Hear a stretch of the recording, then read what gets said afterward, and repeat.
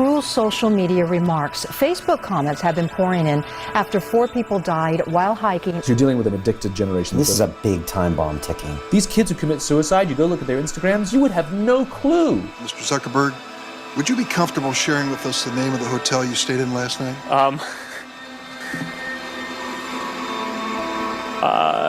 No. People who spend more time on Facebook suffer higher rates of depression than people who spend less time on Facebook. It'll destroy relationships, it'll cost time, and it'll cost money, and it'll make your life worse.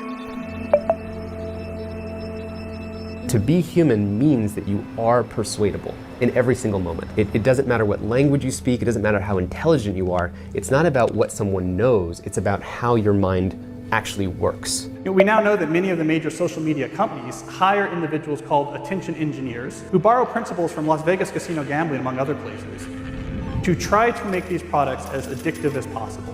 We are all vulnerable to social approval.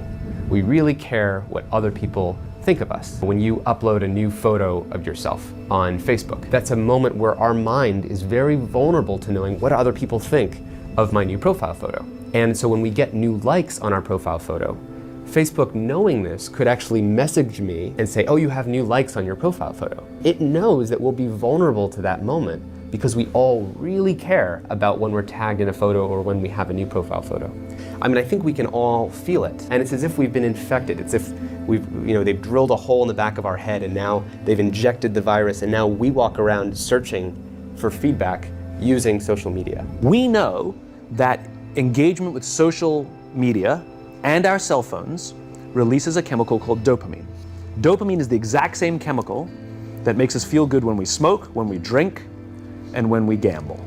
In other words, it's highly, highly addictive. You have an entire generation that has access to an addictive, numbing chemical called dopamine through social media and cell phones as they're going through the high stress. They don't have the coping mechanisms to deal with stress. So when significant stress starts to show up in their lives, they're not turning to a person, they're turning to social media.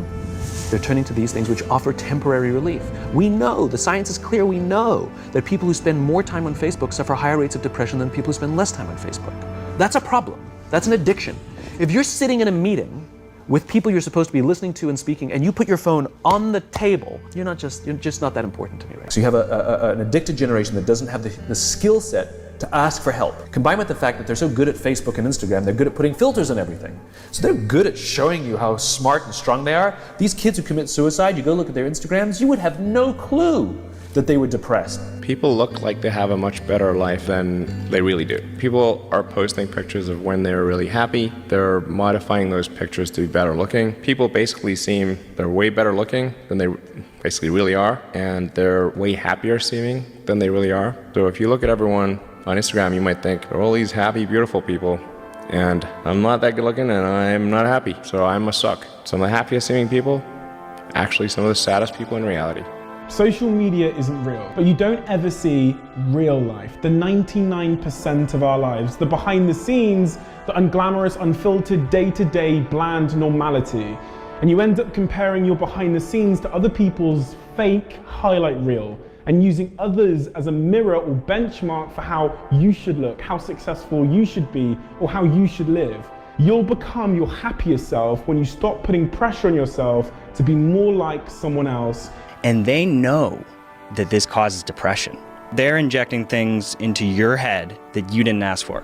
Our lives are becoming more transparent, just inevitably. It's just pulling us. It'll destroy relationships, it'll cost time, and it'll cost money, and it'll make your life worse. If you've messaged anybody this week, would you share with us the names of the people you've messaged? No.